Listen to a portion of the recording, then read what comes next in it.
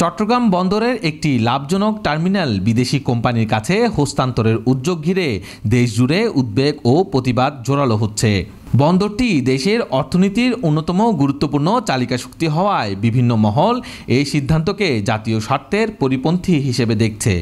সম্প্রতি বন্দর পরিচালনায় বিদেশি প্রতিষ্ঠানকে যুক্ত করার প্রক্রিয়ার বিরোধিতা করে রাজধানী ঢাকাসহ চট্টগ্রামে মানববন্ধন, অবস্থান কর্মসূচি ও আলোচনা সভা অনুষ্ঠিত হয়েছে।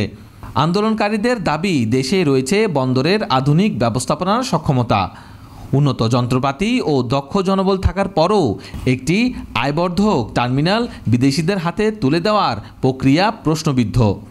বক্তারা বলেন, বিদেশি কোম্পানি পরিচালনার দায়িত্ব পেলে তারা নিজেদের মতো করে সেবার মূল্য নির্ধারণ করবে, যা আমদানি রপ্তানির খরচ বাড়িয়ে দেবে।